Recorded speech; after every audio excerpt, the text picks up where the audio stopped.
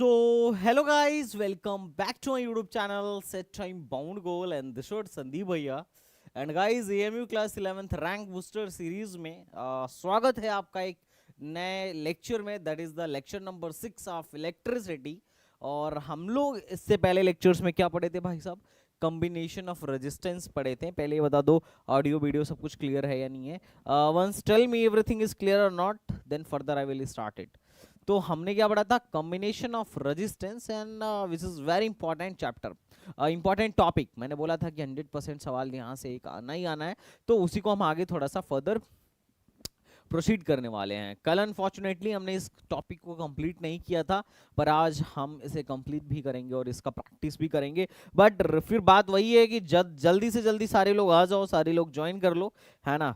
आज मैथ्स वाले sir class नहीं ले पाए हैं और बायो वाले जो सर हैं उनका जो क्लास है वीक में 3 दिन है, फ्राइडे सैटरडे संडे। याद रखिएगा, फ्राइडे सैटरडे संडे इन 3 दिनों पे अपने ही टाइम पे वो आके अपना क्लास लेंगे। बाकी 3 दिन केमिस्ट्री वाले सर क्लास लेंगे, और केमिस्ट्री वाले सर कब क्लास लेंगे इसके बारे में जल्दी हम आपका प्लानर शेड्यूल निकाल देंगे, ठीक है।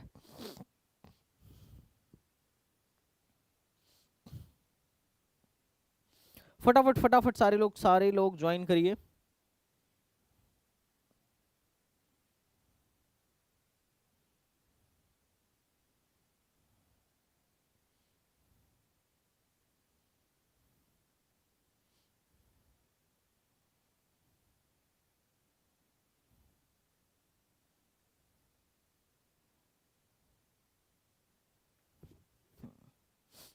ओके बच्चा पार्टी आगे सारे लोग, very few peoples are here, तो इतने में मजा नहीं आएगा मेरे हिसाब से। नंबर ऑफ कैंडिडेट्स थोड़े और बढ़ाओ, जल्दी से जल्दी ज्वाइन करो। Looking like a wow. Thank you Mohammad Saif and Gaurav Fazila, hello and everyone. फटाफट फटाफट सारे लोग ज्वाइन कर लो गाइज, फटाफट सारे लोग ज्वाइन कर लो, then further I will start the session. फटाफट ज्वाइन करिए, फटाफट ज्वाइन करिए। So today you are look like SRK. नहीं भाई, I am not like SRK. But thanks for your compliment. Okay guys, फटाफट ज्वाइन कर लिए तो अपन लोग स्टार्ट करें आज के सेशन को। आई होप अगर आप लोगों को अच्छा लग रहा हो तो I should start the session right now, ठीक है। तो गाइज हमने इस चैप्टर में जो लोग भी, अब मैं पहले साफ साफ क्लियर बता देता हूँ, जो लोग अलीगढ़ मुस्लिम यूनिवर्सिटी जामिया या सीएचएस की तैयारी कर रहे हैं तो ये वीडियो उनके लिए है। लेकिन साथ ही साथ अगर आप बोर्ड्स की भी प्रिपरेशन कर रहे हो तो भी वीडियो इनफ है। आपका बहुत ही बेहतरीन ढंग से क्या हो जाएगा, बोर्ड्स के लिए रिवीजन हो जाएगा। और अगर आपको जो चीज़ नहीं भी आती होगी ना तो यहाँ आ जाएगी। इसलिए मैंने 10th के चैप्टर्स को पहले लिया है ताकि आपका बोर्ड में क्या हो सके, भरपूर फायदा हो सके। और बोर्ड के साथ साथ एएमयू जामिया सीएचएस के लिए लेक्चर्स तो सफिशिएंट हैं ही हैं। और आगे चल के अगर आपको जेई और नीट की प्रिपरेशन करना है तब तो बहुत बढ़िया है, अति उत्तम है। ये मेरे लेक्चर्स जो हैं आपके फाउंडेशन को बहुत मजबूत कर देंगे, आपकी नींव बना देंगे। और आपको एक बात हमेशा याद रखनी चाहिए कि जिस भी मकान का नींव जितना तैयार होता है उस नींव पर आप जैसे डिजाइन बनाना चाहो बना सकते हो। अगर नींव आपका ताकतवर है, नींव अपनी मजबूत है, तो जितनी बड़ी इमारत खड़ा करनी है खड़ा कर लेना आगे चल के। लेकिन अगर आज आपकी नींव कमजोर रह गई तो आगे चल के बहुत अच्छी इमारत खड़ा नहीं कर पाओगे, फिर बस वही काम चलाने वाला ही काम करना पड़ेगा। तो मैं चाहता हूं तुम्हारी नींव जो है बड़ा मजबूत हो। ओके गाइस, तो चलो शुरू करते हैं। और जो लोग नए हैं इस कोर्स में, जिनको इस कोर्स के बारे में कुछ भी नहीं पता है, मैं उनको बता देता हूं कि देखो guys, daily free live class चल रहा है यूट्यूब पर, और ये पूरा का पूरा फ्री ऑफ कॉस्ट है। आपको इसके लिए एक पैसा भी नहीं देना है, 1 रुपए अलग से आपको देना पड़ेगा ऐप में जाके। ऐसा नहीं है कि मैं फ्री में ही ले रहा हूं, 1 रुपए तो आपको पे करना ही पड़ेगा, ठीक है। तो 1 रुपए की क्लास है, लेकिन ऑलमोस्ट 2 महीने में मैं आपका जो पूरा कोर्स है 2 से 3 महीने में जो पूरा कोर्स है 100% मोस्टली कंप्लीट करा दूंगा। शायद ही कुछ बचे, और इससे बाहर का भी शायद ही कुछ आए। मतलब बहुत बेहतरीन ढंग से हम पढ़ाएंगे। तो फ्री इसको समझने की गलती मत करिएगा, क्योंकि आगे चल के वीडियोस अगर प्राइवेट हो गई और आपको यही चीज पढ़ना हुआ तो यू हैव टू पे 20,000। अगर आप ऑफलाइन में आओगे तो 20,000 और 8,000 ऑनलाइन में यू हैव टू पे। ये बात ध्यान रखिएगा। तो अभी चल रहा है, पढ़ लो, बात समझ रहे हो। दूसरा, इसकी डीपीपी जो है आपको ऐप पर मिल जाएगी, वो भी फ्री ऑफ कॉस्ट है। आप उसके लिंक डिस्क्रिप्शन में, आप जाके वहां से अपना 1 रुपए का कोर्स बाई करके डीपीपी वगैरह डाउनलोड कर लीजिएगा। और इसको डीपीपी वैसे मैं व्हाट्सएप पे भी डाल देता हूँ। व्हाट्सएप पर भी डाल देता हूँ, तो ग्रुप भी आप ज्वाइन कर ही लीजिएगा अगर आप यहाँ तक पहुंच ही गए हो तो। उसके बाद से चैप्टर वाइज टेस्ट सीरीज होगा। अभी संडे, हर संडे को टेस्ट होगा जितने आपके चैप्टर्स कंप्लीट हो जाएंगे। अभी तो पहला चैप्टर मेरा कंप्लीट होने वाला है, 2 लेक्चर और लगेंगे, तो जैसे ही ये कंप्लीट होगा अगले संडे इसका टेस्ट हो जाएगा। और क्लास नोट्स आपको ऐप पर मिल जाएंगे। जैसे ही ये चैप्टर खत्म होगा उसका पूरा नोट्स एक साथ में डाल दूंगा। डाउट सॉल्विंग ग्रुप हमने व्हाट्सएप पे बना रखा है, और chapter wise free PYQ, MU का जो फ्री पीवाईक्यू है वो चैप्टर वाइज आपको ऐप पे मिल जाएगा। ये सब कुछ फ्री ऑफ कॉस्ट है, यू डोंट हैव टू पे any single rupees. But free मत समझिएगा, इसको बहुत ही शानदार ढंग से समझिए, सीखिए और इसको अपने लाइफ में अप्लाई करिए। जो भी मैं आपको पढ़ा रहा हूँ, जिस भी आप एग्जाम में बैठने वाले हो, आपको लगेगा कि हाँ हम कहीं ना कहीं से सीख के आए हैं, और इतना बढ़िया सीख के आए हैं कि उतना पेड़ वाला भी बच्चा सीख के नहीं आया है। तो इसके लिए ध्यान देना रेगुलरिटी। और एक बात जो सबसे ज्यादा आपको ध्यान रखना होगा कि इस क्लास में जिसका भी टेस्ट और अटेंडेंस मिला के 75% से कम का 75% कम रहेगा टेस्ट और क्लास में लाइव अटेंडेंस, उसको हम कोर्स से बाहर निकाल देंगे। और फिर जब आप कोर्स बाई करने की सोचोगे कि 1 ही रुपए का तो कोर्स है, चलो बाई कर लेते हैं, तो नहीं कर पाओगे। क्यों नहीं बाई कर पाओगे भाई?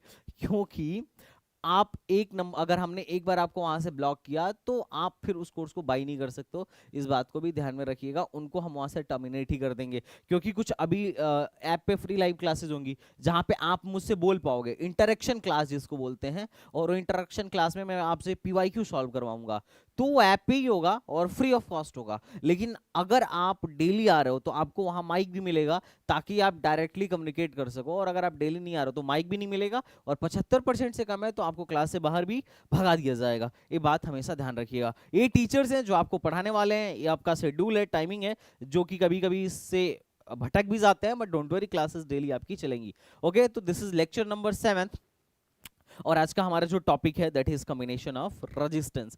तो आओ पहले हम रेजिस्टेंस को कंबाइन करके देखते हैं कि रेजिस्टेंस को, रजिस्टर जितने भी हैं उनको कंबाइन करने का तरीका क्या है। तो पहले मैंने कल आपको बताया कि रेजिस्टेंस के कॉम्बिनेशन की, रजिस्टर को कंबाइन करने की नीड क्यों पड़ी। जैसे अगर मुझे किसी व्यक्ति को 11 रुपए देना हो, तो क्या मैं गवर्नर से बोलूंगा कि हेलो गवर्नर साहब 11 रुपए का नोट बनाइए और दीजिए, हम इस बंदे को देना चाहते हैं? Obviously not. इसी तरीके से मार्केट में भी हर एक ओम का रेजिस्टेंस भी नहीं मिलता है। मान लो अगर मेरे को 4.5 ओम का रेजिस्टेंस चाहिए, तो ऑब्वियसली बात है मार्केट में कौन सी कंपनी है जो 4.5 ओम हमें बना के डिलीवर कर रही है, तो हमें क्या करना पड़ता है, कंबाइन करना पड़ता है। और कंबाइन करने के 2 तरीके बताए गए, कौन?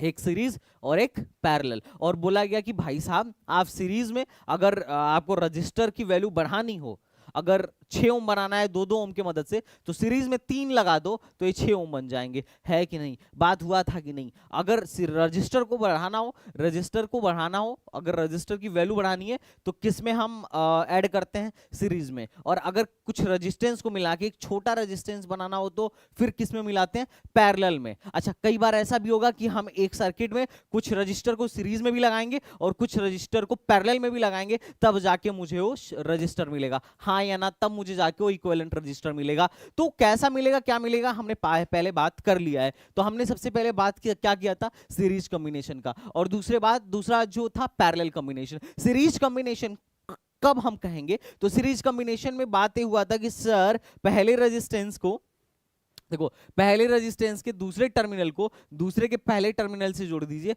और इसके दूसरे टर्मिनल को तीसरे के पहले टर्मिनल से जोड़ दीजिए। अगर इस तरीके से आप रजिस्टर को जोड़ते जाएंगे तो ये जो कॉम्बिनेशन होगा वो सीरीज कॉम्बिनेशन कहलाएगा। लेकिन इस कॉम्बिनेशन में आप एक चीज बहुत गौर से ध्यान रखिएगा कि इसमें करंट के आने के लिए, अगर बैटरी आई करंट डिलीवर करता है, अगर बैटरी से आई करंट निकलती है, तो इस करंट को चलने के लिए सिर्फ और सिर्फ एक ही पाथ मिलता है। मतलब जो करंट R1 में जाएगी वही करंट R2 में जाएगी और वही करंट R3 में जाएगी। कोई भी रजिस्टर सीरीज में है या नहीं है, ये पता करने के लिए हमें हमेशा ये चीज देखना पड़ता है कि क्या सेम करंट हर एक रजिस्टर में जा रही है। अगर सेम करंट हर एक रजिस्टर में जा रही है तो हम बोलेंगे भाई साहब वही करंट इन तीनों से होके पास हो रही है, मतलब ये तीनों के तीनों क्या है? सीरीज में है कि नहीं? लेकिन अगर ब्रांचिंग हो जाए तो क्या होगा? फिर अलग अलग करंट जाने लगेगी, तो उस केस में हम क्या बोलेंगे कि नहीं साहब ये सीरीज में नहीं है। ये पैरेलल में हो सकते हैं या पैरेलल में भी नहीं हो सकते हैं। पैरेलल भी में भी होने के लिए एक रूल है, उसी रूल के तहत हम पहचानेंगे। गाइस सवाल में पहचानना सबसे जरूरी है कि कौन सीरीज में है, कौन पैरेलल में है, कौन किस में भी नहीं है कि नहीं। ओके, तो सीरीज में सबसे ज्यादा जरूरी क्या बात है, सीरीज में सबसे ज्यादा जरूरी क्या बात है, सीरीज में सबसे ज्यादा जरूरी बात यह है कि यहाँ पे क्या कांस्टेंट होता है, वहां पे करंट सेम होता है, करंट सेम होता है इन ईच रजिस्टर। ठीक है, बहुत बढ़िया, बहुत बढ़िया। अच्छा, अब अगर यहां से आई करंट जा रही है, आई करंट जा रही है, तो हमसे सवाल में बहुत बार पूछा जाता है कि एक बात बताओ, इनके क्रॉस वोल्टेज कितना होगा, मतलब R1 के क्रॉस वोल्टेज कितना होगा, R2 के क्रॉस वोल्टेज कितना होगा, R3 के क्रॉस वोल्टेज कितना होगा। क्योंकि अपने को बेसिक ओम्स लॉ पता है। ओम्स लॉ में मान लो किसी रजिस्टर में आई करंट फ्लो हो रहा है, तो उसमें कितना उसके क्रॉस कितना पोटेंशियल डिफरेंस होगा, तो कौन सी फार्मूले से निकाल सकते हो, V equal to I R से। मतलब करंट दिया है, रजिस्टर दिया है, पोटेंशियल डिफरेंस निकालना हो तो V equal to I R निकाल दो, V equal to I R लगाओ। या फिर क्या दिया हो बच्चा पार्टी, अगर रजिस्टर दिया हो, वोल्टेज दिया हो, मतलब पोटेंशियल डिफरेंस दिया हो, करंट पूछे तो भी V equal to I R लगाओ। तो हमसे पूछा जाता है बहुत बार सवाल में कि इसके क्रॉस कितना पोटेंशियल डिफरेंस होगा, इसके क्रॉस कितना होगा और इसके क्रॉस कितना होगा। तो V1 के क्रॉस कितना होगा, तो अगर I करंट यहां से बह रही है तो V1 इक्वल टू हो जाएगा IR1, और V2 इक्वल टू क्या हो जाएगा साहब, IR2, और V3 इक्वल टू क्या हो जाएगा, IR3। हाँ या ना। तो हम देख सकते हैं कि जो पोटेंशियल है, पोटेंशियल है, आई तो कांस्टेंट है सब में, सीधे सीधे डिपेंड कर रहा है आर पे। मतलब जिस भी रजिस्टर की वैल्यू, जहां पे भी रजिस्टर की वैल्यू ज्यादा होगी, जो भी ज्यादा ओम का रेजिस्टेंस होगा, उसके अक्रॉस जो पोटेंशियल डिफरेंस होगा दैट विल बी ग्रेटर। आपको ये बात यहां से समझ में आ रहा होगा। और अब भी हम आगे चल के पढ़ेंगे कि जो पावर भी होगा वो भी रजिस्टर पे ही डिपेंड करेगा कि कौन सा ज्यादा पावर लेगा। अभी हम देखेंगे कि सीरीज में क्या होता है, जिस रजिस्टर की वैल्यू जितनी ज्यादा होती है वहां पे वो उतना ज्यादा पावर की खपत करता है। अब पावर क्या होता है अभी हम चल के आगे पढ़ेंगे। पावर हो गया, हीट हो गया, वर्क हो गया। तो अभी अगला मतलब आज के लेक्चर के बाद वाला, कल वाला लेक्चर पावर पे ही होगा, तो आपको समझ में आ जाएगा। ठीक है, दूसरी बात जो सबसे ज्यादा ध्यान रखनी है कि इसकी पहचान तभी होगी जब हर एक रजिस्टर में सेम करंट फ्लो होगा। अगर सेम करंट फ्लो नहीं होगा तो फिर हम बोलेंगे कि वो सीरीज में नहीं है। उसी तरीके से अगर दूसरी तरफ देखूं मैं पैरेलल में, तो पैरेलल का तरीका ये है कि जितने भी रेजिस्टेंस हैं सबका एक टर्मिनल एक पॉइंट पे और दूसरा टर्मिनल एक पॉइंट पे अगर है तो ये सारे के सारे रेजिस्टेंस बोले जाएंगे पैरेलल में। किसमें बोले जाएंगे, पैरेलल में। अब दोनों का जो देखो, इसके सारे सारे मतलब इसका पहला टर्मिनल, इसका पहला टर्मिनल और इसका पहला टर्मिनल एक पॉइंट पे है। इन तीनों का भी मतलब इन तीनों का फिर दूसरा टर्मिनल एक पॉइंट पे है। अब एक पॉइंट पे होने से फायदा क्या हुआ कि इनके क्रॉस जो पोटेंशियल डिफरेंस है, सबके क्रॉस जो पोटेंशियल डिफरेंस है सेम हो गया। इसके क्रॉस भी है, इसके क्रॉस भी है और इसके क्रॉस भी है। बात तुम्हें समझ में आ रहा है, क्योंकि सारे के सारे अगर इन दोनों को मैं मिटा दूं, चलो इसको ढक लेता हूं, इन दोनों को मैं ढक लेता हूं, इन दोनों को मैं ढक लेता हूं, अगर इन दोनों को मैं ढक लेता हूं कुछ देर के लिए इन दोनों को, तो तुम देखो एक किससे जुड़ा है, एक ही बैटरी से जुड़ा ना, एक बैटरी से जुड़ा है। बैटरी के क्रॉस पोटेंशियल डिफरेंस भी है तो इसके क्रॉस भी पोटेंशियल डिफरेंस भी होगा।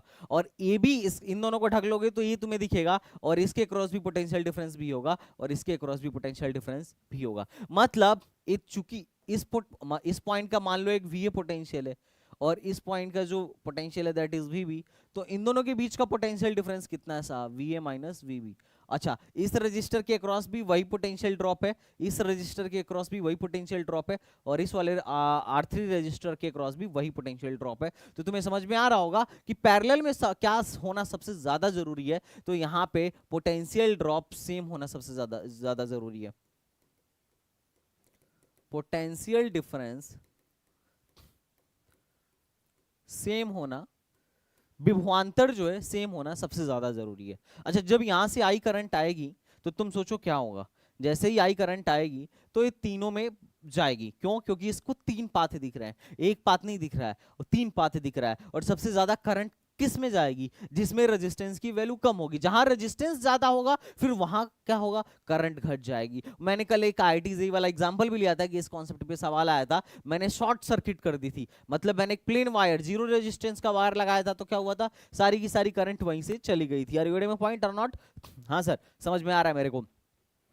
तो एक बात तुम ध्यान रखोगे कि करंट किस पे डिपेंड करेगा, रजिस्टर पे। अगर रेजिस्टेंस ज्यादा होगा तो करंट कम होगी, और करंट ज्यादा होगी तो अगर रेजिस्टेंस कम होगा तो करंट ज्यादा होगी। तो पैरेलल में जो कुछ सबसे ज्यादा इंपॉर्टेंट पॉइंट थे वो क्या थे कि भाई यहाँ पे सेम पोटेंशियल डिफरेंस होता है, हर एक रजिस्टर के क्रॉस जो पोटेंशियल डिफरेंस होगा सेम होगा each resistance. But current distribution क्या होगा, वो किस रेशियो में होगा, तो रजिस्टर के इनवर्स रेशियो में होगा। करंट को डिस्ट्रीब्यूट किस रेशियो में करेंगे, रजिस्टर के इनवर्स रेशियो में करेंगे। अच्छा, अगर हम पावर कंजम्पशन की बात करें, तो power consumption in reverse ratio of resistance. Power जो होता है, अब देखो वैसे पावर का फॉर्मूला तुम लोगों ने पढ़ा होगा, पावर इज इक्वल टू कितना होता है, V I. Are getting my point? लेकिन हमें आई नहीं पता है, हमें वी पता है और आर पता है, तो हम क्या कर लेते हैं, V is equal to I R लगाते हैं। तो आई इज इक्वल टू हो जाएगा वी बाई आर, तो पावर इज इक्वल टू हो जाएगा वी स्क्वायर बाई आर। ठीक है, अब देखो हर एक, अब पूछा जाए कि कौन सबसे ज्यादा पावर लेगा, तो देखो वी तो सबके लिए क्या है, सेम है, तो power inversely proportional to 1/r होगा। जिसका रजिस्टर सबसे ज्यादा होगा वो सबसे कम पावर लेगा, और जिसका रजिस्टर सबसे कम होगा वो सबसे ज्यादा पावर लेगा। लेकिन यहाँ पे इसका उल्टा था, अगर मैं यहाँ पे पावर देखूं तो पावर इज इक्वल टू होता है वैसे तो वी आई, लेकिन हमें आई पता नहीं, हमें आर पता है, तो आई की जगह पे मैं क्या लिख देता हूँ, आई हमें क्या पता है, हमें आई पता है, भी नहीं पता है, एक एक के क्रॉस वोल्टेज नहीं पता है। हमें पता है कि यहाँ पे क्या सेम होता है, यहाँ पे करंट सेम होता है, तो वोल्टेज को रिप्लेस करो जरा, तो v को आई आर लिख दो, आई इंटू आई, तो ये हो जाएगा आई स्क्वायर इंटू आर। अब आई तो हर एक के लिए सेम है, इसमें भी, इसमें भी, इसमें भी, तो जो पावर होगा किस पे डिपेंड करेगा, आर पे डिपेंड करेगा। जिसका रजिस्टर ज्यादा उसका पावर ज्यादा। आगे चल के हमें पावर वाला भी कॉन्सेप्ट देखेंगे, लेकिन थोड़ा थोड़ा अभी से जान लो। ठीक है, यहां तक सबको क्लियर हो गया बच्चा पार्टी? यहां तक सबको क्लियर हुआ कि नहीं? सीरीज कॉम्बिनेशन वैसे मैं कल पढ़ा चुका था, कल प्रूव भी करवा चुका था, लेकिन अभी मैंने एक बार थोड़ा सा रिकैप मरवा दिया, इससे तुम्हें और अच्छे से समझ में आ गया होगा। यहां तक क्लियर हुआ, यस और नो? यस और नो बोलो, फिर मैं आगे बढ़ूंगा। हाँ या ना, अगर यहां तक तुम्हें समझ में आ गया होगा तो मैं आगे बढ़ूंगा। ठीक है, जो दूसरा पॉइंट है, देखो जितने मैं पॉइंट्स बताऊंगा, अगर इन सारे पॉइंट्स को तुम समझते चल रहे हो तो सवाल 100% तुमसे बनेगा। चैट बॉक्स में बताइए सारे लोग, बच्चा पार्टी सारे लोग चैट बॉक्स में बताइए, लाइक करते जाइए फटाफट फटाफट। भाई ऐसा नहीं चलेगा, जल्दी जल्दी चैट बॉक्स में बताओगे तभी पता चलेगा। हाँ है ना, क्लियर है? चलो अब देखो, मैं एक सर्किट लेता हूं जिसमें दो रेजिस्टेंस सीरीज में है और यहां पे दो रेजिस्टर पैरेलल में है। ठीक है, अब तुमसे सवाल क्या पूछेगा, सवाल बोलेगा कि चलिए दो रजिस्टर हैं, एक का मान लो एक है R1, एक के रेजिस्टेंस की वैल्यू है R1 और दूसरे के रेजिस्टेंस की वैल्यू है R2। This is R1 and this is R2, this is R1 and this is R2, और इनको एक V वोल्ट की बैटरी से जोड़ा गया, एक बेसिक सा सर्किट है। अब तुमसे सवाल में क्या बोलेगा, सवाल में बोलेगा कि V1 के क्रॉस वोल्टेज डिफरेंस बताओ, V1 के क्रॉस वोल्टेज डिफरेंस बताओ और V2 के क्रॉस वोल्टेज डिफरेंस बताओ। तो अगर मुझे सवाल दिया है, यहाँ पे करंट दिया है क्या, नहीं दिया करंट, हमें V1 के क्रॉस वोल्टेज ड्रॉप पूछ रहा है और V2 के क्रॉस वोल्टेज ड्रॉप पूछ रहा है, ये सवाल में पूछा जा रहा है, तो हम कैसे निकालेंगे? तो देखो, अगर मुझे करंट पता होता, इसको अगर मुझे सॉल्व करने का तरीका मैं तुम्हें बताऊं, ध्यान से देखना, ये सारे सवाल एमयू में पूछे गए हैं, जामिया में पूछे गए हैं, सिचेस में पूछे गए हैं। अगर इस सवाल को सॉल्व करने का तुमसे तरीका पूछा जाए तो बोलोगे कि सर अगर मुझे करंट पता चल जाए, अगर मैं करंट निकाल दूं, तो मैं बोलूंगा इसके क्रॉस जो पोटेंशियल ड्रॉप होगा V1, वो किसके बराबर होगा भाई साहब, जो V1 होगा वो किसके बराबर होगा भाई साहब, ये V1 की जो वैल्यू होगी ये होगा I इंटू R1, और इसके क्रॉस जो पोटेंशियल ड्रॉप होगा V2, ये होगा I इंटू R2, है कि नहीं? इसके क्रॉस पोटेंशियल ड्रॉप मैं डायरेक्ट लिख सकता हूं।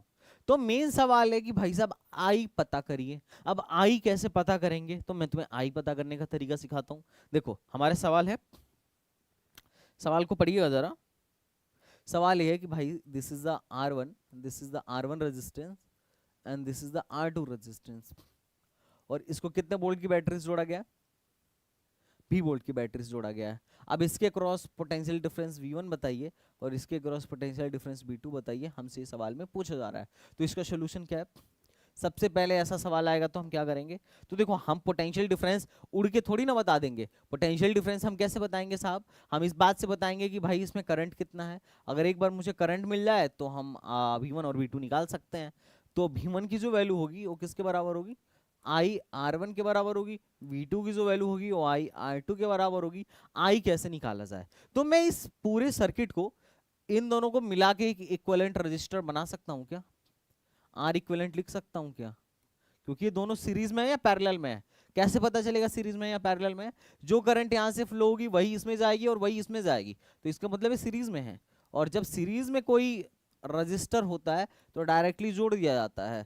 आर इक्विवेलेंट क्या होगा? R1 प्लस R2 के बराबर होगा, है कि नहीं? तो यहां से करंट क्या निकलेगा? सोचो, एक रजिस्टर है, इसके क्रॉस भी वोल्टेज लगाया, तो ओम का नियम लगाओ। करंट क्या होगा? Current is equal to that will be V by R equivalent. V की वैल्यू क्या है भाई?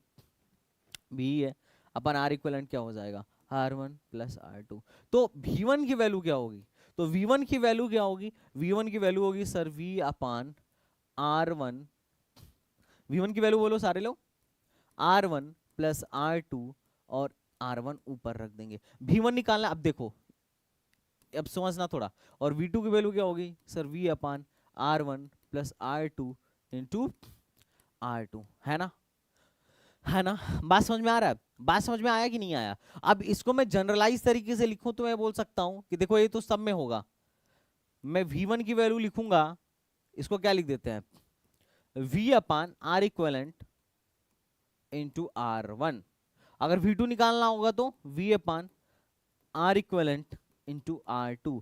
अच्छा, एक और रजिस्टर होता तो मैं क्या लिखता? V3, तो मैं लिखता V अपान R इक्वलेंट इंटू R3, है कि नहीं? मैं डायरेक्टली ऐसे लिखता। क्यों? क्योंकि हमें पता है कि जो वोल्टेज होगा किसके प्रोपोर्शनल होगा? रजिस्टर के प्रोपोर्शनल होगा। ए फैक्टर तो सब में आ रहा है, ए फैक्टर तो सब में आ रहा है, तो किसके क्रॉस ज्यादा वोल्टेज निकलेगा? जिसका रेजिस्टेंस ज्यादा होगा। I hope you are getting my point what I am saying to you, I hope. Okay, तो इसीलिए यहाँ पे लिख दिया गया है कि V डिस्ट्रीब्यूट होगा R प्राइम अपन R इक्विवेलेंट में। V डैश जो होगा हर एक के क्रॉस, वो जिसके क्रॉस निकालना है उसका resistance upon total resistance into V, that is the formula. नहीं याद है कोई बात नहीं, बेसिक से याद करेंगे। दूसरा पैरेलल वाला, पैरेलल इसमें देखो सीरीज में क्या डिवाइड हो रहा है? वोल्टेज, तो इसको बोलते हैं वोल्टेज डिवीजन रूल। क्या बोलते हैं बच्चा पार्टी? Voltage division rule. और अगर पैरेलल की बात किया जाए, जैसे एक पैरेलल कॉम्बिनेशन है जिसमें यहाँ पे एक आई करंट आ रही है, तो अब आई करंट आ रही है तो इसको क्या दिख रहा है? दो, एक पैरेलल कॉम्बिनेशन दिख रहा है रेजिस्टेंस का।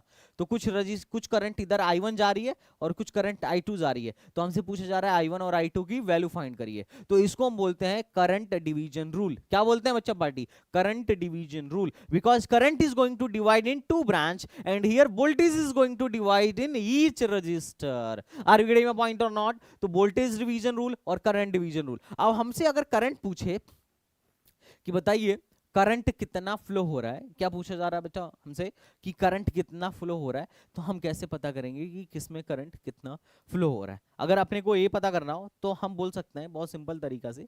देखो, हम पहले आई की वैल्यू निकाल लेंगे, मतलब हमें पहले क्या निकाल लेना चाहिए? आई की वैल्यू निकालना चाहिए। करंट डिवीजन रूल पहले अगर हमको देखना हो तो पहले हम करंट डिवीजन रूल देखते हैं, कि इसे भी थोड़ा समझने की कोशिश करना, और इस पे डायरेक्ट क्वेश्चन आएंगे and you have to attempt the questions. चलो, इसमें दिया गया कि this is the resistance R1, this is the resistor R2। इसमें कितना करंट फ्लो हो रहा है? I करंट फ्लो हो रहा है। तो तुमसे पूछा जा रहा है कि अगर I करंट यहाँ पे है, I करंट इसमें फ्लो हो रही है, तो बताओ यहाँ पे कितना करंट जाएगा और यहाँ पर कितना करंट जाएगा? आपको करंट डिवाइड करके बताना है करंट डिवीजन रूल से। तो इसको सॉल्व करने का प्रोसेस क्या होना चाहिए? मैं बोलूंगा कि सर पहले मैं देख लेता हूं कि इसके क्रॉस पोटेंशियल कितना है। क्या देखूंगा साहब? पोटेंशियल। पहले मैं पोटेंशियल फाइंड करूंगा, तो पोटेंशियल फाइंड करने के लिए मैं बोलूंगा कि इन दोनों का एक इक्विवेलेंट रजिस्टर बना दीजिए। ये दोनों पैरेलल में है ना, तो इसका एक आर इक्विवेलेंट बना दीजिए। और आर इक्विवेलेंट कितना होगा? आर इक्विवेलेंट मैं यहां लिख देता हूं। आर इक्विवेलेंट कितना होगा? तो पैरेलल कॉम्बिनेशन में आर इक्विवेलेंट कैसे लिखते हैं? ऐसे लिखते हैं कि 1 by R equivalent is equal to 1 by R equivalent is equal to 1 by R1 plus 1 by R2 plus 1 by R3। और अगर दो हो तब कैसे लिखेंगे? तो दो हो तो लिखेंगे 1 by R equivalent is equal to 1 by R1 plus 1 by R2। अच्छा, इन दोनों में क्या फर्क है, कोई फर्क नहीं है, लेकिन याद रखना है इसको, अगर दो हो तो स्पेशल केस में इसको सॉल्व करके लिखेंगे 1/r equivalent is equal to, इन दोनों का एलसीएम ले लीजिए तो that will B r2 into r1 और ये हो जाएगा r1 प्लस r2। मतलब ऊपर मारेंगे प्रोडक्ट, ऊपर क्या मतलब सॉरी पहले आर इक्वलेंट ही निकाल लो, पहले आर इक्वलेंट ही निकाल लो, तो R equivalent is equal to हो जाएगा, ये इधर भेज दो और इसको इधर भेज दो, तो that will B r1 r2 upon r1 plus r2। तो ऊपर वाले को क्या बोल रहा है, प्रोडक्ट, इसको क्या बोल रहा है बच्चा पार्टी, प्रोडक्ट, मतलब ऊपर गुणा हो रहा है और नीचे मल्टीप्लीकेशन, नीचे क्या हो रहा है, एडिशन हो रहा है, प्रोडक्ट बाई सम या प्रोडक्ट बाई एड, है ना, प्रोडक्ट ऊपर गुणा और नीचे धन, ऊपर मल्टीप्लीकेशन और नीचे एडिशन हो रहा है। तो आर इक्वलेंट मैं डायरेक्टली यहाँ पे लिख दूंगा कि साहब ये होगा r1 r2 अपन r1 प्लस r2। इस फॉर्मूले को आपको 100% याद ही रखना है, अगर आप याद नहीं रखेंगे तो आप बड़े तकलीफ में आ जाएंगे। तो मैं इसको आर इक्वलेंट लिख लेता हूँ। अब चूंकि इन दोनों को एक कर दिया तो करंट क्या होगी, पूरी की पूरी करंट यहीं से आएगी, तो इसके क्रॉस वोल्टेज कितना होगा, तो ओम का नियम लगाऊंगा, तो ओम के नियम से V इज इक्वल टू जो होगा that will be IR। Ohm का नियम क्या होगा, V is equal to IR। अगर ओम के नियम से V is equal to IR लगाऊंगा तो इस रजिस्टर के अक्रॉस जो मुझे पोटेंशियल ड्रॉप मिल रहा है वो V मिल रहा है, कितना मिल रहा है V। तो चाहे इस रजिस्टर के अक्रॉस पोटेंशियल ड्रॉप लिखूं या इस रजिस्टर के अक्रॉस पोटेंशियल ड्रॉप लिखूं, चूंकि पैरेलल में पोटेंशियल ड्रॉप सेम होता है तो मैं V is equal to IR, V की वैल्यू I इंटू R लिख सकता हूं, या I इंटू R के जगह पे R इक्वलेंट मैं लिख सकता हूं। तो हमें हर एक रजिस्टर के अक्रॉस पोटेंशियल ड्रॉप मिल गया। अब अगर इस रजिस्टर के अक्रॉस मुझे पोटेंशियल पता हो, करंट पता हो, रेजिस्टेंस पता हो, तो ये हमें करंट कैसे मिलेगा, तो मैं यहां पे अगर लगाऊं कि sir V is equal to I1 into R1, तो I1 की वैल्यू क्या लिखूंगा, V के जगह पे क्या लिखूंगा भाई साहब, I इंटू, अरे बोलो क्या लिखूंगा, V इज इक्वल टू क्या लिखूंगा, V is equal to IR, तो I के जगह पे लिख दूंगा, I के जगह पे लिख दूंगा, यहाँ पे I के जगह पे क्या लिख दूंगा मैं, इसको इधर लेके जाओ, तो I1 की जगह पे लिख दूंगा V बाई R1। क्या लिख दूंगा बच्चा party, V by R1। V की वैल्यू कितनी है बच्चा पार्टी, बताओ V की वैल्यू कितनी है, V की वैल्यू कितनी है, तो V की वैल्यू है IR equivalent, IR equivalent by R1। V I R equivalent, I की वैल्यू, इसकी वैल्यू कितनी है, V की value I R equivalent upon R1। तो यहां से मुझे I1 मिल गया। और अगर I2 निकालना होता तो क्या बोलते हैं, I2 is equal to I R equivalent upon R2।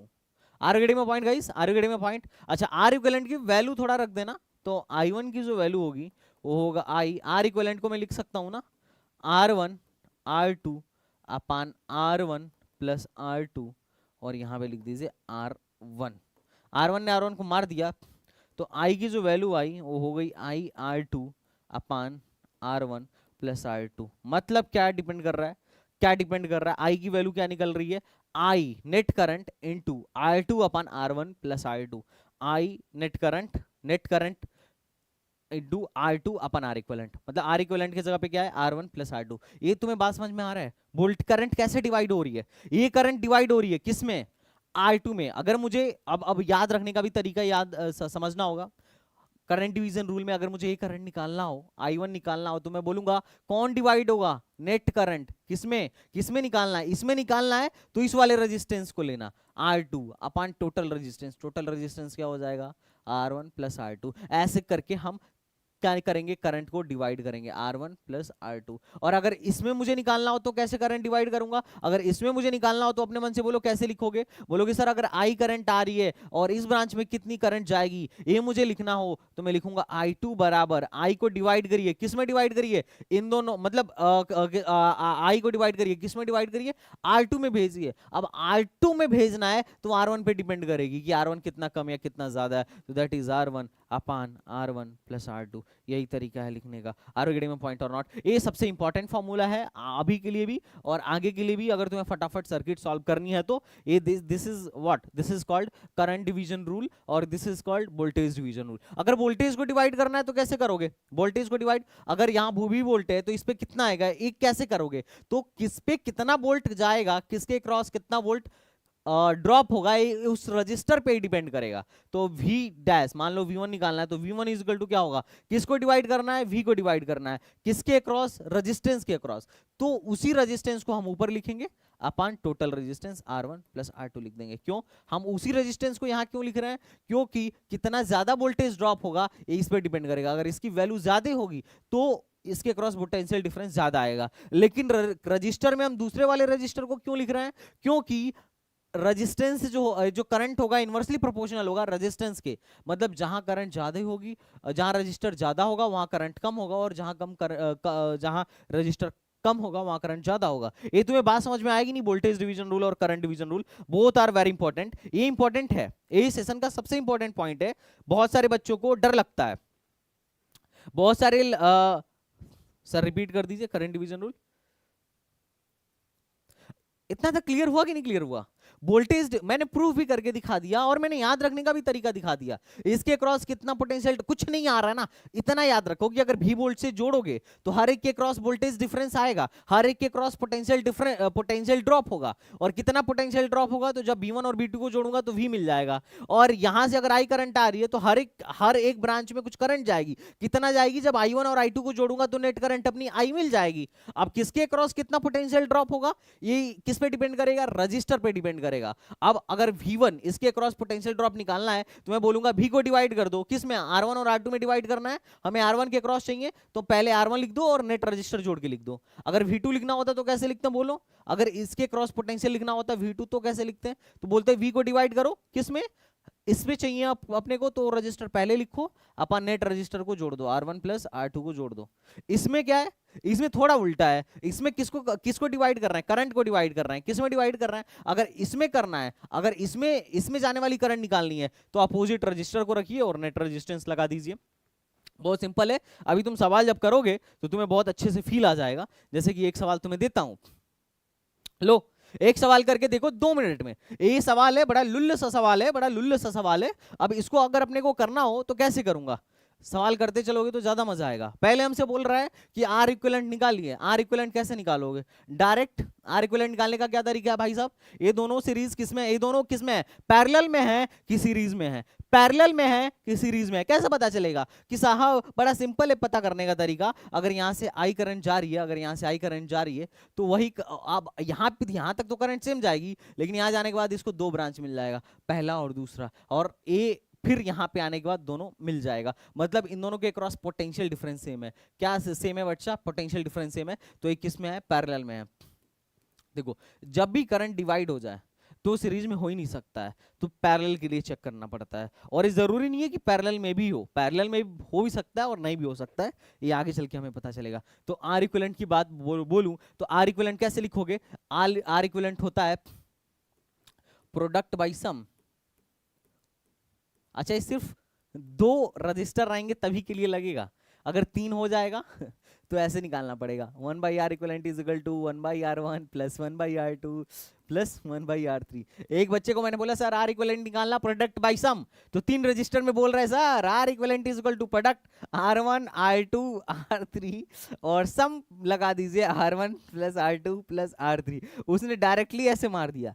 तो ध्यान रखना 3 पे नहीं होगा। क्यों नहीं होगा, क्योंकि इसको तुम सॉल्व करके देखना, नहीं आएगा जो रजिस्टर में निकाला था। 2 के लिए सही है। तो डायरेक्ट ट्रिक भी जो है ना वो हर जगह नहीं लगेगी, ये बात ध्यान रखना। लेकिन इसका मतलब ये नहीं है कि तुम ट्रिक ही छोड़ देना कि यार ये तो लग ही नहीं रहा है। अगर ट्रिक छोड़ दोगे तो फिर जल्दी जल्दी सवाल नहीं कर पाओगे ना। तो प्रोडक्ट बाई सम मारो, 10 गुणे 20 200, 200/30, ये हो गया 20/30। हमें आर इक्विवेलेंट मिल गया। हमें कैलकुलेट करना है करंट। क्या कैलकुलेट करना है, करंट कैलकुलेट करना है कि हर एक रजिस्टर में कितना करंट जाएगा। क्या कैलकुलेट करना है बच्चा पार्टी, कि हर एक रजिस्टर में मान लो यहां से 6 एम्पियर की करंट आ रही है, तो इधर कितना जाएगा, मान लो I1 गया और इधर कितना जाएगा, I2 गया। तो ये अपने को I1 और I2 फाइंड करना है। तो अब चूंकि करंट डिवाइड हो रही है तो यहां पे हम लगा दे current division rule. Current division rule लगाऊं कि नहीं, करंट डिवीजन रूल लगाऊं कि नहीं, करंट डिवीजन रूल लगाऊं कि नहीं बच्चा पार्टी, जल्दी बोलो। करंट डिवीजन रूल लगाऊं कि नहीं? अगर किसी को नहीं अभी तक करंट डिवीजन रूल समझ में आया हो तो प्लीज पूछ लो, मैं अच्छे से तुम्हें समझा दूंगा, बता दूंगा, पढ़ा दूंगा। लेकिन अगर नहीं पूछोगे तो मुझे कैसे पता चलेगा तुम्हें समझ में आ रहा है कि नहीं आ रहा है? लेकिन करंट डिवीजन रूल लगाना बड़ा सिंपल है। I1 निकालना हो अगर तो लिखा जा सकता है, क्या लिखा जा सकता है कि 6 एम्पियर डिवाइड हो रही है। अब अगर 10 ओम में निकालना है, I1 10 ओम में बहने वाली धारा है, तो मैं इसके अपोजिट वाले को पकड़ूंगा 20 और अपान टोटल रेजिस्टेंस कितना है 10 प्लस 20 हो गया 6 गुणे 20 अपान 30, काट दीजिए और 3 दूनी 6, ये हो जाएगा 4 ampere. Are getting my point or not? हाँ सर, हाँ सर, हाँ सर। अच्छा, I2 निकालना हो तो कैसे करूंगा? I2 निकालना भी बड़ा सिंपल है। सर एक बात बताइए, सर एक बात बताइए, कितना करंट आ रहा है 6 एम्पियर, इसी को डिवाइड करना है किसमें, 20 ओम में कितना जाना है ये बताना है। तो 20 ओम में कितना जाएगा ये 10 से पता चलेगा, तो 10 को ऊपर लिख लिया और अपन टोटल रेजिस्टेंस कर लिया 20 और 10 30 हो गया। I2 की वैल्यू कितनी आ रही है भाई साहब 2 एम्पियर। वैसे भी अगर तुम एक निकाल लिए ना 4 एम्पियर निकाल लिए कि सर यहाँ पे 4 एम्पियर आएगा, तो इधर निकालने की जरूरत ही नहीं थी। क्यों? क्योंकि 6 एम्पियर आ रहा था, 4 इधर चला गया तो ऑब्वियस सी बात है 2 एम्पियर इधर जाएगा, वो डायरेक्टली लिख सकते थे ना, क्योंकि I1 प्लस I2 मिला के कितना होना चाहिए 6 एम्पियर होना चाहिए। तुमने I1 4 एम्पियर अगर निकाल दिया तो I2 डायरेक्टली 2 एम्पियर हो जाता। लेकिन मैं तुम्हें अभी पहले वोल्टेज डिवीजन रूल निकालना लगाना सिखा रहा था, इसलिए मैंने सोचा कि पहले तुम्हें इससे करके दिखा दिया जाए, ताकि तुम्हें पता भी चल जाए कि हाँ सर रूल हमारा जो है, जो हमारा फार्मूला है वो वेरीफाई हो रहा है, सही आंसर आ रहा है, गलत नहीं आ रहा है। ठीक, अच्छा मैं इसको मिटाता हूं। अब हमसे एक और सवाल पूछ रहा है कि पोटेंशियल क्या होगा बैटरी का, ये बैटरी का पोटेंशियल क्या होगा ये बताना है। तो ये भी बताना बड़ा सिंपल है। कैसे सिंपल है मैं तुम्हें बताता हूं। इस पूरे सर्किट को एक इक्विवेलेंट रजिस्टर से लगा दो। इक्विवेलेंट रजिस्टर कितना आया था इसका 20/3 आया था, और इसको एक भी बैटरी से जोड़ा गया है। इन दोनों सर्किट में कोई फर्क है क्या? नहीं सर कोई फर्क नहीं है, बस यार रजिस्टर फैला के लिखा गया है इसको, और यहाँ पे इसको कंबाइन करके इक्विवेलेंट लिख दिया गया है। ये 6 एम्पियर करंट जा रही है। अब बताओ इस रजिस्टर के क्रॉस 20 वोल्ट की बैटरी लगी है, 6 एम्पियर करंट जा रहा है, तो वोल्टेज कितना लगा होगा? तो हम तीसरे केस में लिख सकते हैं कि sir V is equal to IR लगा दीजिए। V कितना है बच्चा? V कितना है यही निकालना है। I कितना है 6, R कितना है 20/3, 3 दूनी 6, तो बैटरी आ जाएगा 40 वोल्ट। बैटरी कितना आ जाएगा 40 वोल्ट, तो दैट इज 40 वोल्ट। आंसर को भी तुम वेरीफाई कर सकते हो। क्यों?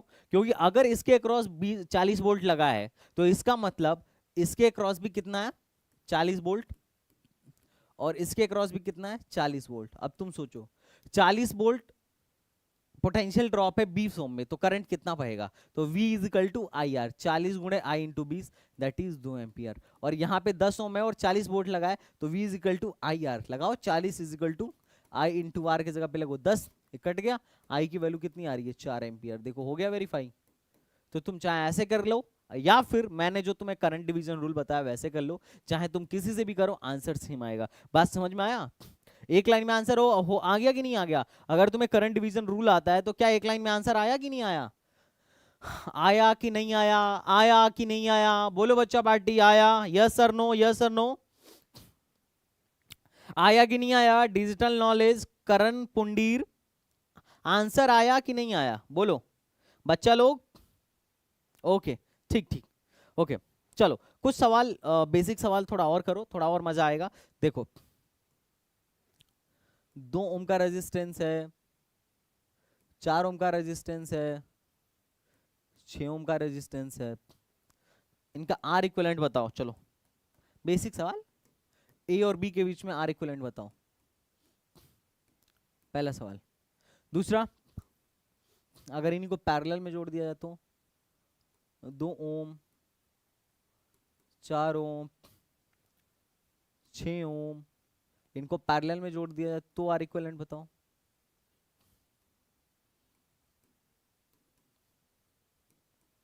आर ए बी बताओ, चलो बताओ। अच्छा इनको ऐसे जोड़ा जाए तो?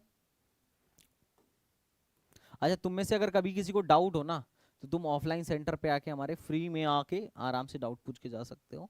हम शेड्यूल निकाल देंगे कि किस टाइम पे यू कैन कम।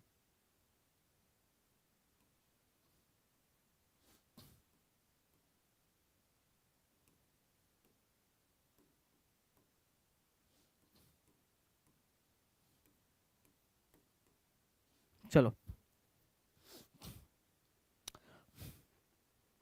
कैसे करोगे, पहले पकड़ो इस सीरीज में या पैरेलल में है। इस तरह अगर यहां से करंट आए ना तो करंट पूरे सब में जाएगी, तो इसका मतलब ये हो गया कि ये सब सीरीज में है। तो सीरीज में तो कोई दिक्कत ही नहीं है आर इक्वलेंट लिखने में। आर इक्वलेंट डायरेक्टली सबको जोड़ दिया जाता है सीरीज में, R1 plus R2 plus R3 सबको जोड़ दूंगा। 2 4 6, 2 plus 4 plus 6 that will B 12 ओम। ठीक, इसमें क्या है, तो सर सबका एक टर्मिनल एक पॉइंट पे, दूसरा टर्मिनल एक पॉइंट पे। इसका मतलब क्या है कि सबके क्रॉस पोटेंशियल डिफरेंस सेम है ना। पोटेंशियल डिफरेंस अगर सेम है तो सारे के सारे पैरेलल में हो गए। तो आर इक्विवेलेंट लिखने का क्या तरीका है, 1/r equivalent is equal to 1/r1 plus 1/r2 plus 1/r3। ठीक, तो 1/r इक्विवेलेंट क्या लिखूंगा, 1/r equivalent is equal to 1/2 plus 1/4 plus 1/6, है ना। तो लिख दीजिए 1/r equivalent is equal to, लिखिए एलसीएम ले लीजिए। तो एलसीएम कितना हो जाएगा, 6 हो जाएगा। 2 3 6 नहीं होगा, 2 4 और 6 का एलसीएम जो होगा 12 होगा, है ना। 12 ले लीजिए एलसीएम। तो 2 6 के 12, 4 3 12, 6 दूना 12। तो आर इक्विवेलेंट की जो वैल्यू आई वो आई 12 अपान 6 3 9 2 11। आर इक्विवेलेंट की वैल्यू आ गई 12/11। आंसर क्यों सही है कि नहीं, 12/11। देखो कितना छोटा आया है, 1 पॉइंट लगभग लगभग 0.08 के आसपास आ रहा है, 1.88 के आसपास आ रहा है। ठीक है, 1.06 के आसपास आएगा। मतलब देखो 2 ओम से भी छोटा जो आर इक्विवेलेंट आया, 2 ओम से भी छोटा आया। और यहाँ पे जो आर इक्विवेलेंट आया था बेटा, जो यहाँ पे आर इक्विवेलेंट आया था ये 6 ओम वाले से भी बड़ा आया था। मतलब जब जोड़ के बड़ा रेजिस्टेंस बनाना हो तो सीरीज में लगाएंगे, और जब जोड़ जोड़ के छोटा रेजिस्टेंस बनाना हो तो पैरेलल में लगाएंगे। अच्छा यहाँ पे बताओ सीरीज है कि पैरेलल, बोलोगे यार सर अगर धारा यहाँ से आएगी तो इसमें तो आई करंट जाएगी, लेकिन यहाँ जाने के बाद इधर I1 चली जाएगी और इधर I2 चली जाएगी, यहाँ करंट डिस्ट्रीब्यूट हो जाएगी, तो ये तो सीरीज में ही नहीं है। अच्छा पैरेलल में है क्या, नहीं सर, इसका तो यहाँ जुड़ा है और इन सब का तो यहाँ जुड़ा है, तो पैरेलल में भी नहीं है। लेकिन कुछ कुछ सीरीज में है और कुछ कुछ पैरेलल में है। कैसे, इसको बोलते हैं सक्सेसिव रिडक्शन। अब इसमें क्या दिख रहा है कि सर इन दोनों का एक टर्मिनल एक पॉइंट पे है और दूसरा टर्मिनल एक पॉइंट पे है, मतलब इन दोनों का पोटेंशियल जो होगा, इन दोनों के क्रॉस जो पोटेंशियल डिफरेंस होगा सेम होगा। तो मैं एक बात बोल सकता हूं कि इन दोनों का नेट रेजिस्टेंस जो होगा, इन दोनों का जो नेट रेजिस्टेंस होगा, इन दोनों का नेट रेजिस्टेंस जो होगा पैरेलल वाले से निकाल सकते हैं। और इन दोनों को पहले आप निकाल दीजिए, निकालिए 4 और 4 का।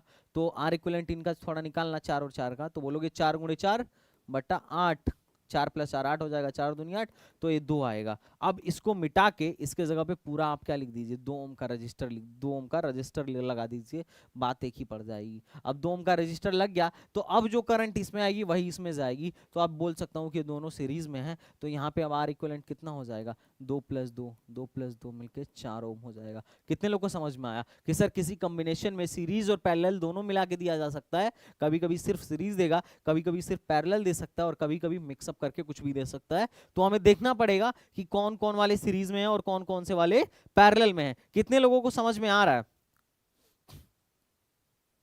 करण पुंडीर एंड एवरीवन, आप में से कितने लोग ऐसे हैं जिनको समझ में आ रहा है कि कौन कौन से सीरीज में है, कौन कौन से पैरेलल में है। आप लोग को मजा नहीं आ रहा है क्या, बोलिए बच्चा party, are you getting my point or not. आप लोग को मजा आ रहा है कि नहीं आ रहा है, कोई परेशानी कष्ट दिक्कत कुछ भी परेशानी हो रही हो, please tell me, please tell me.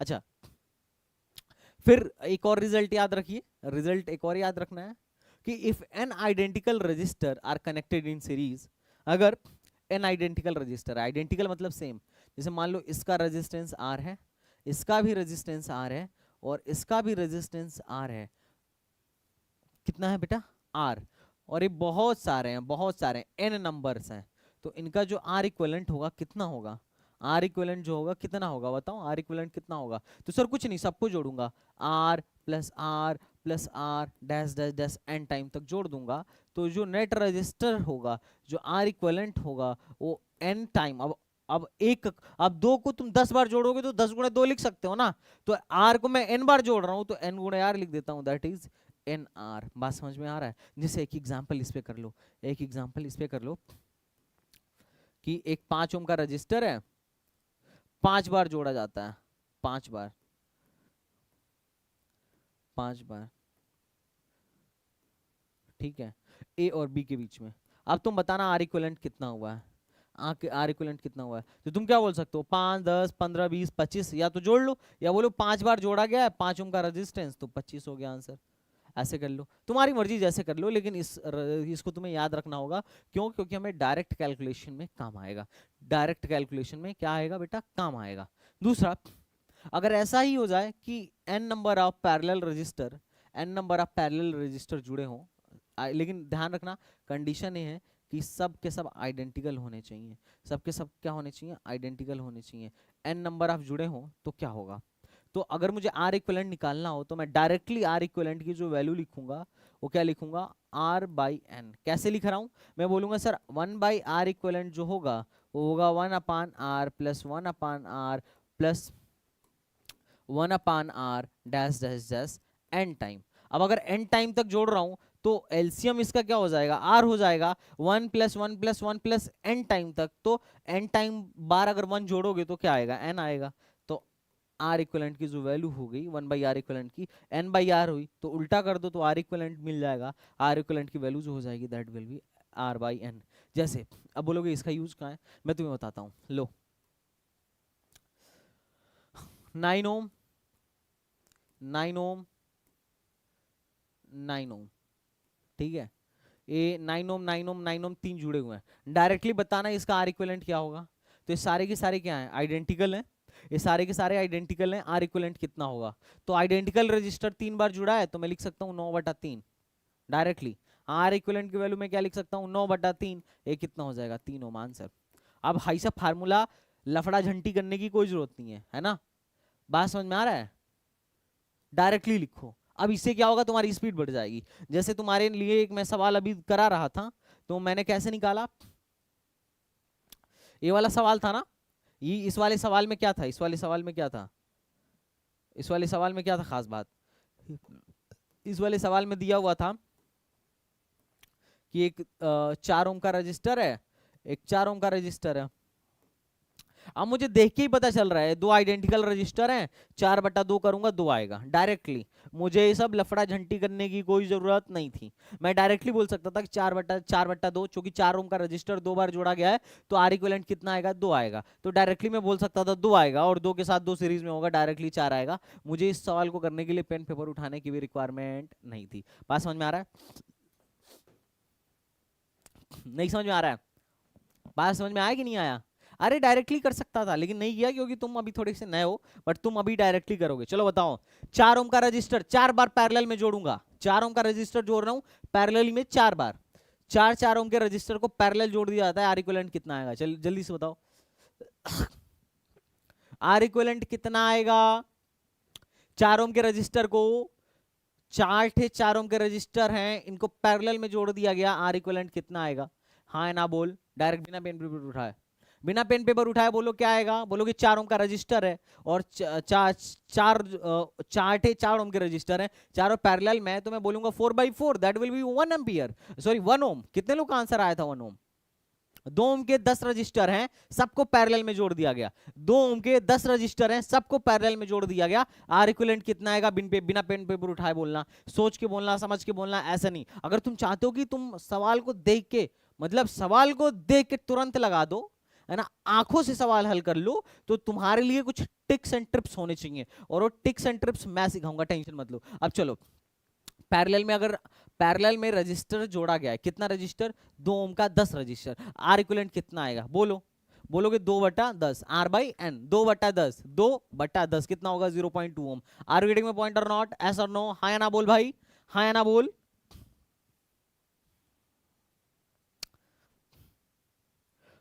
Okay करण पुंदीर, बहुत बढ़िया बहुत बढ़िया। आकाश प्रजापति, बीटेक का फॉर्म जल्दी आएगा, है ना, चलिए आगे बढ़िए। ओके, तो आई होप ये फॉर्मूला तुम्हें याद होगा, ये भी फॉर्मूला तुम्हें रट लेना है ना। अब चलो सवाल करते हैं। अब सवाल, नाउ क्वेश्चन टाइम, ठीक है, डायरेक्टली। अब तुम इस सवाल को पहले अच्छे से देखो। इस सवाल में बोल रहा है कि find current through battery, battery के थ्रू कितना करंट आ रहा है। नेट करंट थ्रू, एक ही बात है यार, नेट करंट थ्रू बैटरी एक ही सवाल है। करंट थ्रू 6 ओम, इस 6 ओम में कितना करंट जाएगा, और पोटेंशियल ड्रॉप अक्रॉस 12 ओम। पहले हमको सवाल, पहले सवाल को ले लो, ऐसा लिखो, पहले सवाल को काट दो यहां से। आर इक्विवेलेंट, आर इक्विवेलेंट निकालो, फिर बताओ कि बैटरी से कितना करंट आ रहा है। ठीक है, पहले आर इक्विवेलेंट निकालो, फिर बताओ कि बैटरी से कितना करंट आ रहा है। और ये जब पता चल जाए तो ये बताना कि इस वाले ब्रांच में कितना करंट जा रहा है, 6 ओम में कितना करंट जा रहा है। और अगर वो दूसरे सवाल में, और अगले सवाल में बताना है कि 12 ओम के क्रॉस पोटेंशियल ड्रॉप कितना है। बहुत ही लजीज सवाल है, मजा आएगा तुमको, करके देखो, बहुत मजा आएगा। सॉल्व करें? कितने लोगों को कॉन्फिडेंस आ रहा है कि सर अपन लगा लेंगे? कैसे? आर इक्विवेलेंट निकालना सबसे आसान है, आर इक्विवेलेंट निकालना सबसे आसान है, आर इक्विवेलेंट निकालना सबसे आसान है। कैसे निकालूंगा? मैं बोलूंगा सर अगर यहां से आई करंट आएगी तो यहां एक तो ब्रांचिंग इधर जाएगी और एक ब्रांच इधर जाएगी। जो धारा इसमें जाएगी वही धारा इसमें जाएगी, और जो धारा इसमें जाएगी वो धारा इसमें जाएगी। मतलब 6 और 3 क्या है? सीरीज में है। 12 और 3 क्या है? बोलो बोलो बोलो, 12 और 3 क्या है? सीरीज में है। और दोनों का टर्मिनल एक पॉइंट पे इधर जुड़ा है और दूसरा पॉइंट पे इधर जुड़ा है। मतलब ये वाला पोर्शन और ये वाला पोर्शन एक दूसरे के साथ किसमें है? पैरेलल में है। बात खत्म, सवाल को हल कर लो। तो मैं इसको मैं थोड़ा सा क्या करता हूँ, रिड्यूस करता हूँ। रिड्यूस करके क्या बनाता हूँ? रिड्यूस करके एक नया सर्किट बनाता हूँ, और मैं इसको लिखूंगा कि सर 6 और 3 क्या हो जाएंगे? सीरीज में है तो डायरेक्टली 9 लिख देता हूँ, दैट इज 9 ओम। और यहाँ पे 12 3 कितना हो जाएगा? 15, ये 15 ओम। ठीक है, कोई दिक्कत वाली बात नहीं है। और ये दोनों एक दूसरे के साथ पैरेलल में है, तो इन दोनों का जो आर इक्विवेलेंट आएगा, आर इक्विवेलेंट आएगा उसको और रिड्यूस कर देता हूँ। मैं ऐसे लिख देता हूँ एक और सर्किट बना के कि सर ये आर इक्विवेलेंट है। इन दोनों को पैरेलल में लगा के आर इक्विवेलेंट लिख दिया। आर इक्विवेलेंट की वैल्यू कितनी होगी sir? Product by sum. Product करो 15 गुणे 9 अपान 15 प्लस 9। तो 15 प्लस 9 कितना हो जाएगा? बोलो 24। तो 3 तिली के 9, तीनों बटे 24। तो आर इक्विवेलेंट की जो वैल्यू आई वो कितना आई? 45/8। ये कितना आ गया? 45/8। ठीक, 45/8 आ गया। अब मुझे नेट करंट निकालना है, नेट करंट निकालना है। नेट करंट, अगर यहाँ पे जो रजिस्टर है 45/8 हो और यहाँ पे जो वोल्टेज हो 4 वोल्ट का हो, तो करंट कितना जाएगा? तो मैं करंट इज इक्वल टू लिख सकता हूँ नेट करंट, आई नेट जो लिख सकता हूँ वो बोलूंगा net voltage by R net, है ना, V/R लिख सकता हूँ ना। तो नेट वोल्टेज कितना है बैटरी का? 4, और इसका रजिस्टर कितना है? 45/8, तो 45 × 8, तो लिख लो 4/32/45। क्या सही है या गलत है? यहां तक कितने लोग पहुंच गए? मैंने नेट करंट निकाल दिया, मैंने आर इक्विवेलेंट निकाल दिया। अब हमें इसके अक्रॉस क्या निकालना है? इसके अक्रॉस करंट निकालना है, इसके अक्रॉस करंट निकालना है। तो देखो जो करंट इसमें जाएगी वही इसमें जाएगी, मतलब टोटल इस ब्रांच में वही करंट जाएगी। तो हमें ये वाली करंट निकालनी है। कौन सी वाली करंट निकालनी है बच्चा पार्टी? ये वाली करंट निकालनी है। अब ये वाली करंट अगर अपने को निकालनी हो, अगर आई मान लो ये I1 है, अगर I1 अपने को निकालनी हो तो मैं बोलूंगा कि आई करंट डिस्ट्रीब्यूट करूंगा, करंट डिवीजन रूल लगाऊंगा। मैं बोलूंगा कितना करंट जा रहा है सर? 45/8 करंट जा रहा है। किसमें? 9 में निकालना है, तो ऊपर रखूंगा 15 और नीचे लिखूंगा इन दोनों को जोड़ के, दैट इज 24, दैट इज 24। तो 3 × 5 = 15, तीनों 8 = 24। तो ये हो जाएगा 45 × 5 अपान 8 × 64। लो नेट करंट निकल गया। और अगर इसके क्रॉस मुझे वोल्टेज निकालना हो तो कैसे निकालूंगा? तो इसके क्रॉस वोल्टेज लिखूंगा V = अब देखो इसके क्रॉस वोल्टेज कैसे निकालोगे? बोलोगे 4 वोल्ट की बैटरी है, तो इन पूरे के क्रॉस वोल्टेज कितना है? 4 वोल्ट है। अब 4 वोल्ट इस पूरे के क्रॉस है, तो इसमें कितना डिवाइड हो रहा होगा? इसमें कितना वोल्टेज जा रहा होगा? इसके क्रॉस कितना पोटेंशियल ड्रॉप होगा? तो यहाँ पे लगाऊंगा voltage division rule. Voltage division rule क्या कहता है कि सर 4 वोल्ट को डिवाइड करना है किसमें? इसमें। तो इसको ऊपर रखूंगा और नीचे कितना रखूंगा? 12 3 15।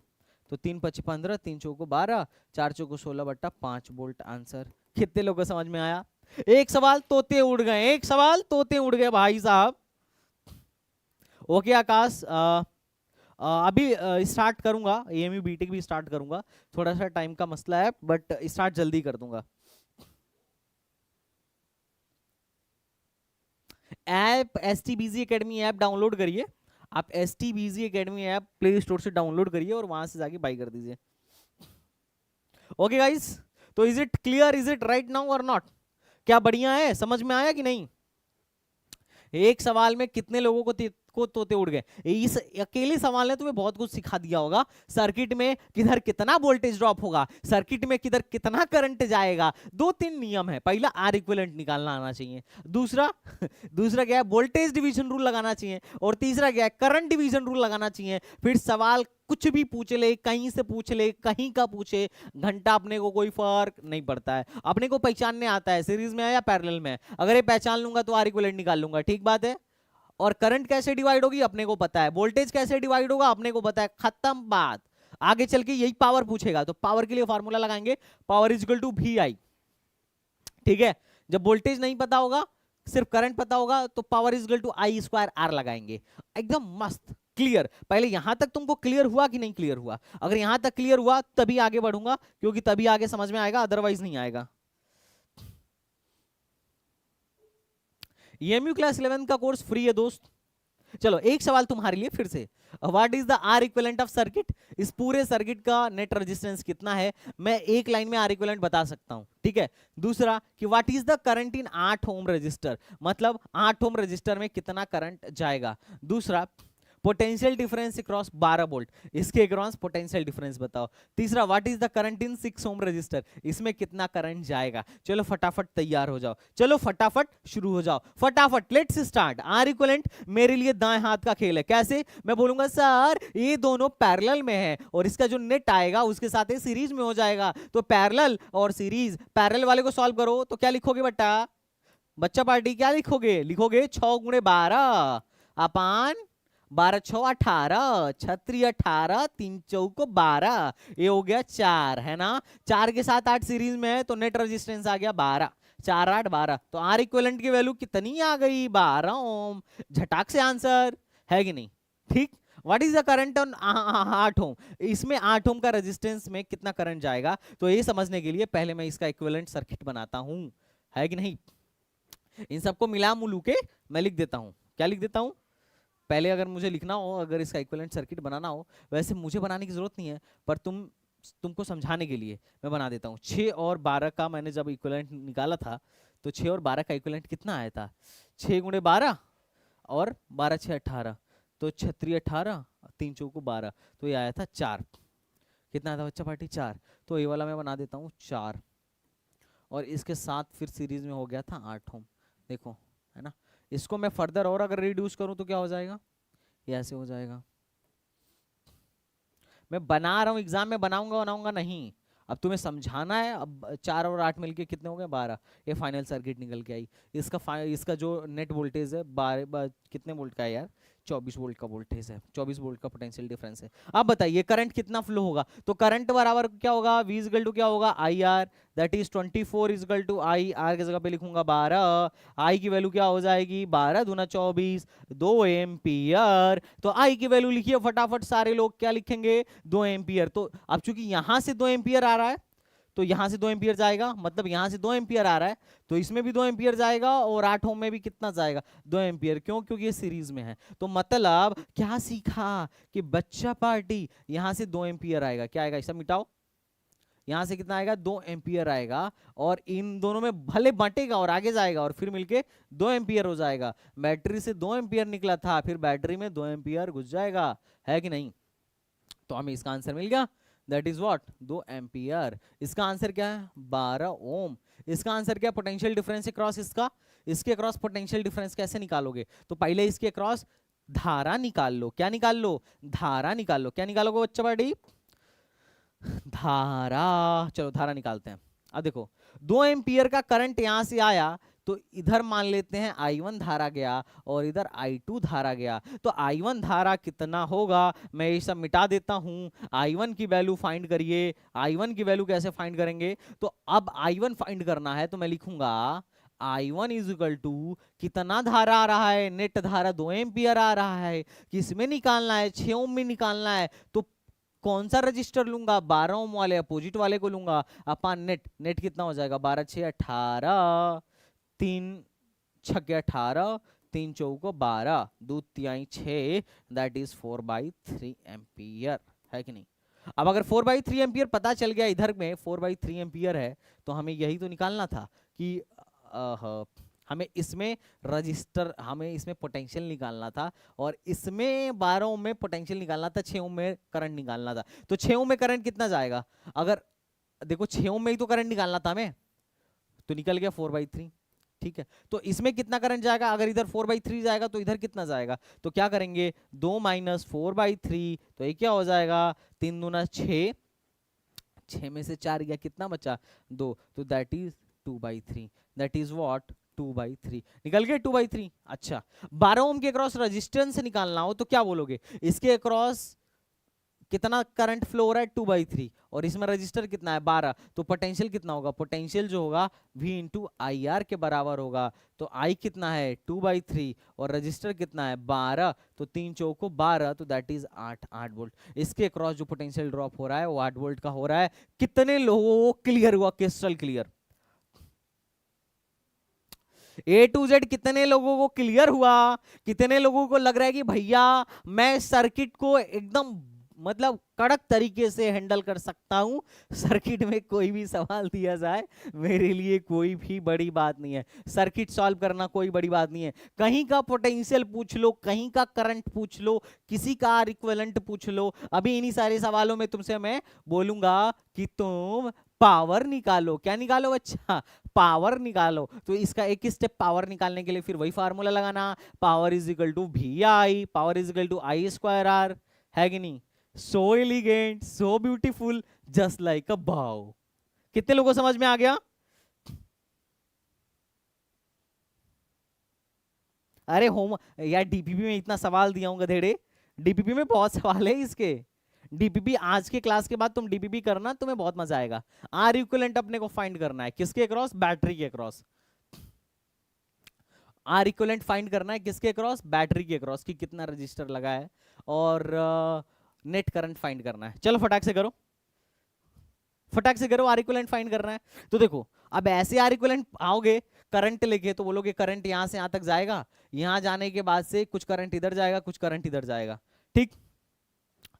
अच्छा, फिर यहां आने के बाद से फिर करंट डिस्ट्रीब्यूट हो जा रहा है। अब तुम देख के एक बात बोलो, क्या तुम्हें पता डायरेक्टली चल रहा है कि कौन सा सीरीज में कौन सा पैरेलल में, नहीं सर नहीं पता चल रहा है। लेकिन एक चीज का पता चल रहा है, क्या, जहां से भी तुम्हें क्लू मिले वहीं से सॉल्व करना शुरू कर देना। मेरे को यहां से क्लू मिला, कहां से क्लू मिला, यहां से क्लू मिला। क्या क्लू मिला कि सर इन दोनों का एक पॉइंट यहाँ है, इन दोनों का और दूसरे का एक पॉइंट यहाँ है, इसका मतलब ये दोनों किस में है, ये दोनों किस में है, ये दोनों पैरेलल में है, ये दोनों किस में है, पैरेलल में है। और अगर पैरेलल में है तो इनको मैं सॉल्व कर सकता हूं। कैसे सॉल्व करूंगा, बोलूंगा सर आर इक्विवेलेंट लिखो और इसका सक्सेसिव रिडक्शन करके एक सर्किट बनाओ। इस सर्किट को थोड़ा सा रिड्यूस करिए, इस सर्किट को रिड्यूस करिए, that is 10 ohm, that is 50 ओम,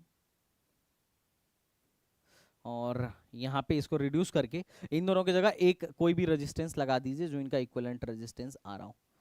यहाँ तक किसको समझ में आया, अगर यहाँ तक तुम्हें समझ में आ गया हो तो बताओ। अब इसका आर इक्विवेलेंट कितना निकलेगा, तो आर इक्विवेलेंट निकालने के लिए बोलूंगा 75 × 50 अपन 75 + 5, 75 + 50, ठीक है। 25 से क्या कर देते हैं, 25 से 75, 25 से 75, 25 दूना 50, तो ये हो जाएगा 3 × 50 अपन 3 दूँ 5, 5 दहा में 50, तो ये हो जाएगा 30। मैंने यहाँ पे लिख दिया 30, ठीक। क्या सही लिखा। अब इन दोनों को अब तुम फिर देखोगे एक चीज, फिर तुम्हें एक चीज दिखेगी।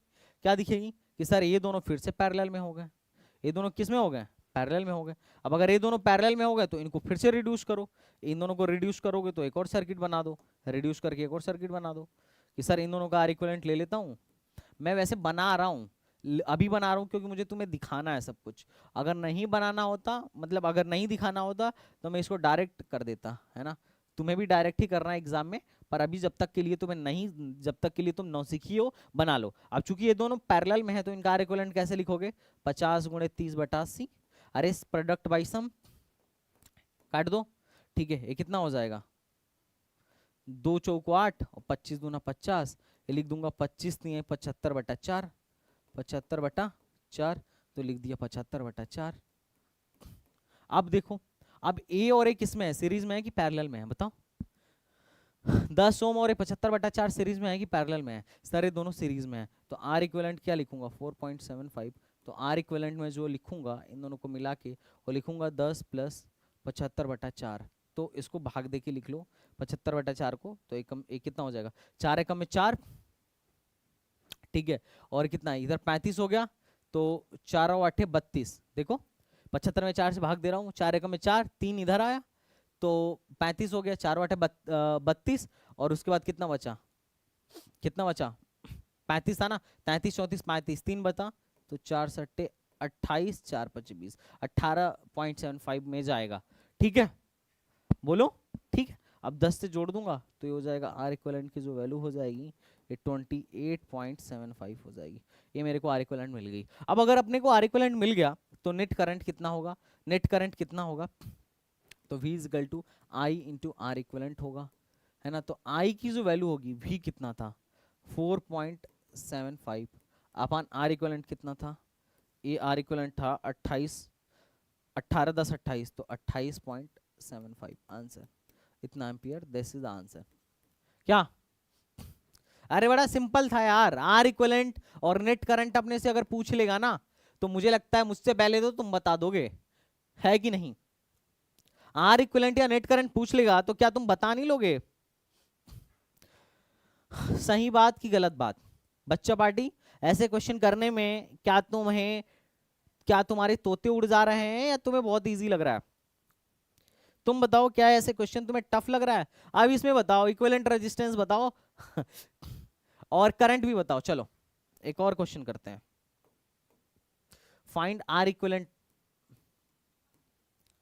क्वेश्चन में आर इक्विवेलेंट फाइंड करना है और current in each resistance find करना है। आर इक्विवेलेंट तो मैं आंख बंद करके फाइंड कर दूं, और आई नेट भी फाइंड करो। आई नेट मतलब नेट करंट कितना बह रहा है, यहां से कितना करंट बह रहा है, ये सब फाइंड करो, तीनों सवाल फाइंड करो एक लाइन में। वैसे आर इक्विवेलेंट तो बिना पेन पेपर उठाए फाइंड किया जा सकता है, ये पूरा का पूरा सवाल ही बिना पेन पेपर उठाए फाइंड किया जा सकता है। पूछो कैसे, मैं पेन पेपर नहीं उठाऊंगा, हालांकि मेरा गणित कमजोर है, पर फिर भी देखो 12 12 12 12, ये सब किस में है, सीरीज में कि पैरेलल में, या किसी में भी नहीं, ये सब किस में बच्चा पार्टी, सीरीज में कि पैरेलल में, सर सब सीरीज में है। अब 12 ओम के 4 रेजिस्टेंस अगर पैरेलल में हो, 12 ओम के 4 रेजिस्टेंस पैरेलल में हो, तो मैं क्या लिखूंगा R equivalent, sir R by N 12/4, 12/4 मतलब क्या 3, तो 3 ओम, आर इक्विवेलेंट कितना हो गया, देखो आर इक्विवेलेंट की वैल्यू कितनी हो गई 3 ओम, ठीक है।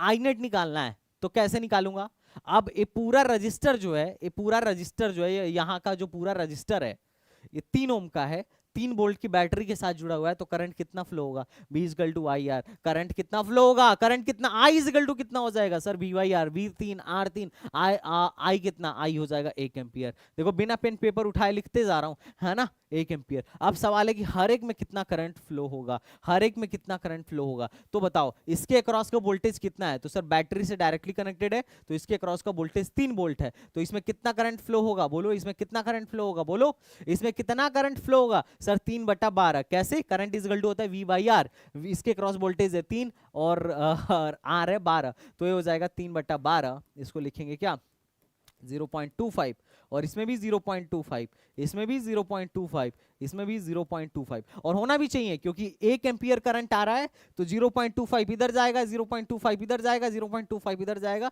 0.25 इधर जाएगा। क्यों सब में बराबर जा रहा है, क्योंकि सबका रेजिस्टेंस सेम है। सवाल से भी सीखते चलो, क्योंकि सबका रेजिस्टेंस सेम है इसलिए करंट भी सब में बराबर जा रहा है, और सब यहाँ पे आके मिलके फिर से 1 एम्पियर हो जाएंगे। देखो यहाँ से 0.25 आएगा, यहाँ से भी 0.25 आएगा, यहाँ से भी उतना आएगा, यहाँ से भी इतना आएगा, सब मिलके 1 एम्पियर हो गए थे। तो बैटरी से निकला 1 और बैटरी में घुसा 1। आर रीडिंग में पॉइंट और नॉट, मजा आया कि नहीं आया, जल्दी से बताओ फटाफट बच्चा पार्टी। क्या सर्किट सॉल्व हो पा रहा है बच्चा पार्टी, क्या सर्किट सॉल्व हो पा रहा है। अगर किसी को दिक्कत हो रही है, तकलीफ हो रहा है, तो अभी रोक दो, वरना गाड़ी अगर आगे बढ़ जाएगी तो फिर इलेक्ट्रिसिटी सीख नहीं पाओगे। अब तुम एक्चुअल कंटेंट पे आ रहे हो, जो कोर कंटेंट है, जो मजेदार कंटेंट है, अब तुम एकदम उसके एक्चुअल अब पीक पे पहुंच रहे हो, धीरे धीरे गाड़ी पीक पे जा रही है। अगर नहीं समझ में आ रहा तो अभी रोक दो, वरना आगे फिर तुम्हें नहीं समझ में आएगा। यस और नो, यस और नो। क्योंकि जितना आगे मैं बढ़ता जाऊंगा मैं सर्किट भी बनाना कम कर दूंगा, मैं डायरेक्टली क्वेश्चन सॉल्व कराऊंगा बिना पेन पेपर उठाए या बिना कम से कम पेपर उठाए अपन लोग सॉल्व करने की कोशिश करेंगे। क्योंकि हाथ चलाने से नहीं बुद्धि बढ़ती है, दिमाग चलाने से। तो आपने को दिमाग ज्यादा से ज्यादा चलाना है, हाँ या ना? गुरफान, बायो की क्लास सिर्फ और सिर्फ सैटरडे को होगी, फ्राइडे को होगी, संडे को होगी। हफ्ते में 3 दिन है, फ्राइडे सैटरडे एंड संडे।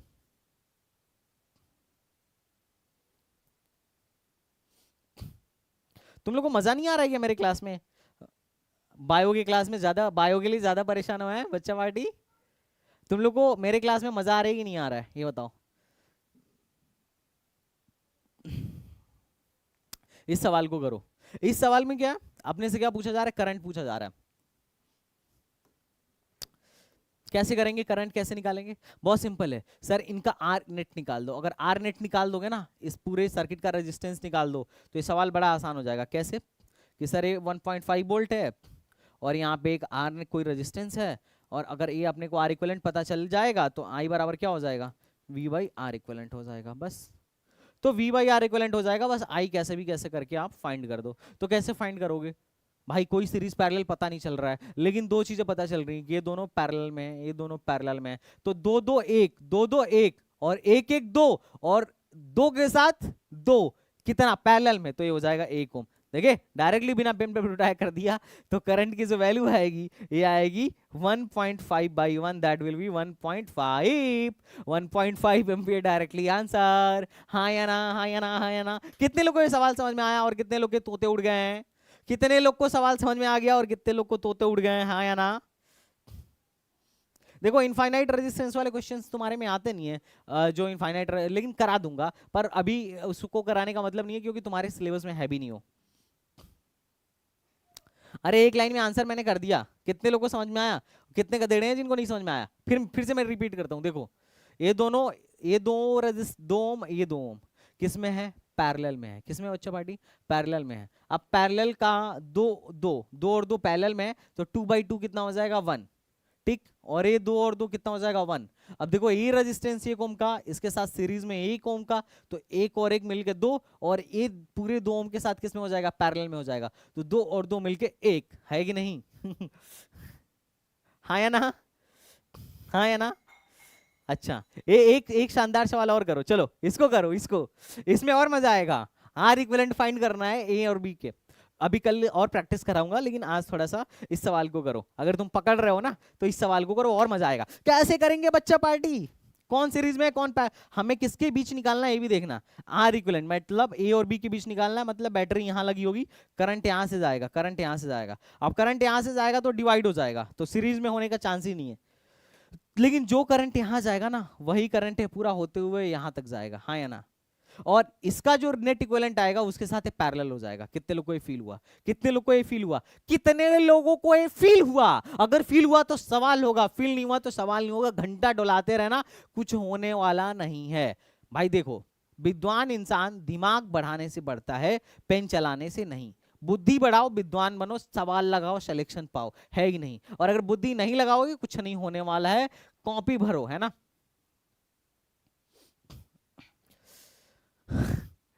पोथा पढ़ के जगमुआ भया न पंडित को, 4 अक्षर एसटीबीजी का पढ़ा सो पंडित होए। समझ में आ रहा है तुम लोगों को? Are you getting my point?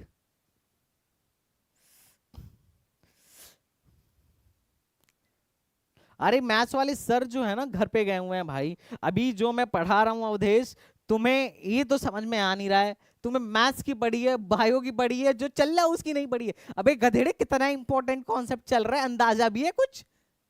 अगर ये नहीं सीखोगे तुम्हारे घर पे इलेक्ट्रिसिटी नहीं आएगी।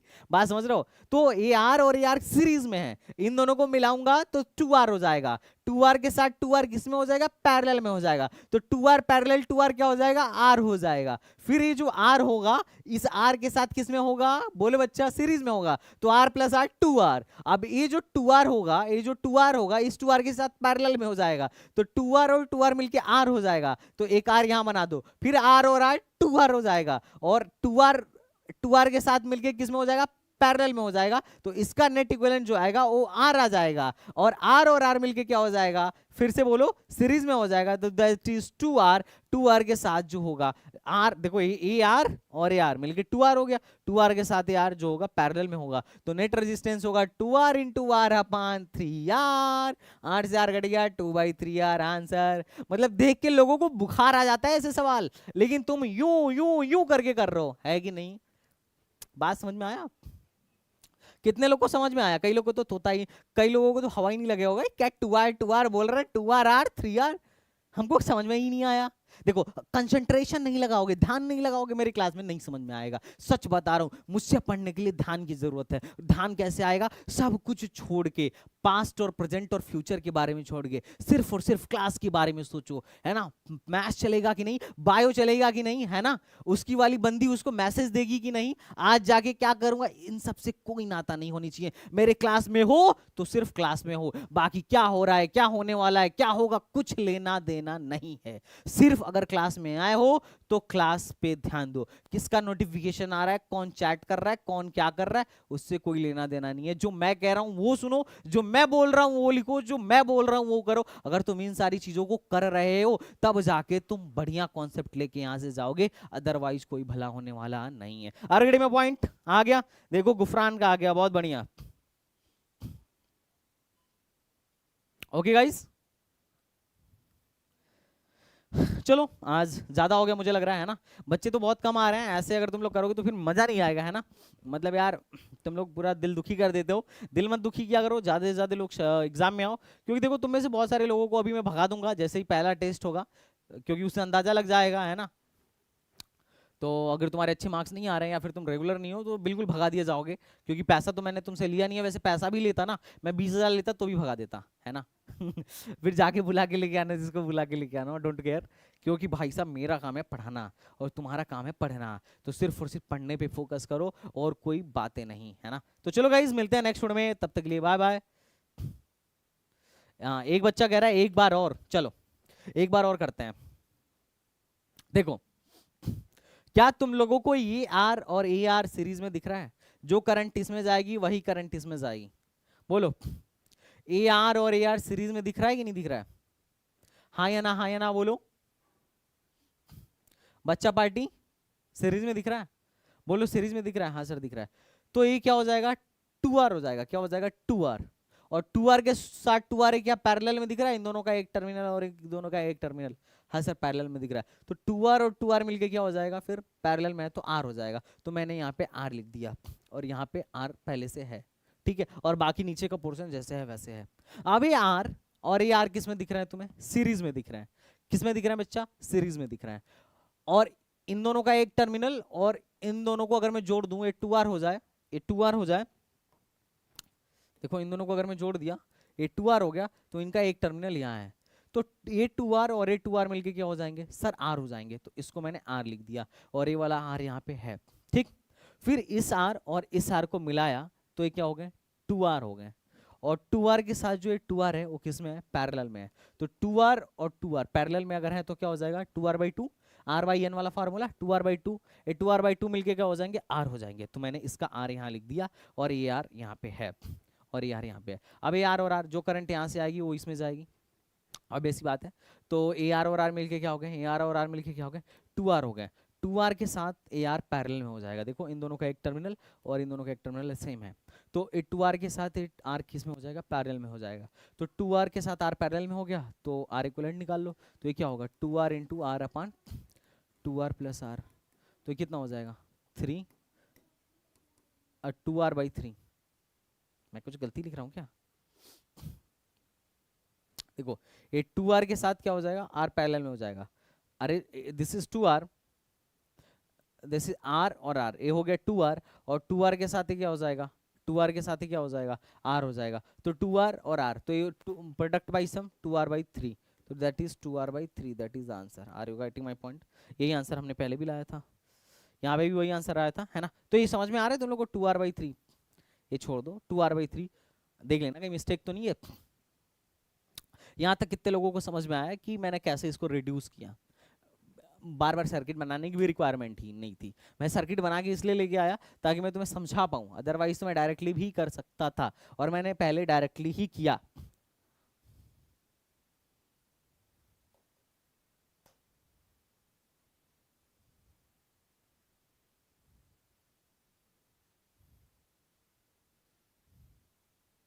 क्यों भाई गुरफान? हाँ,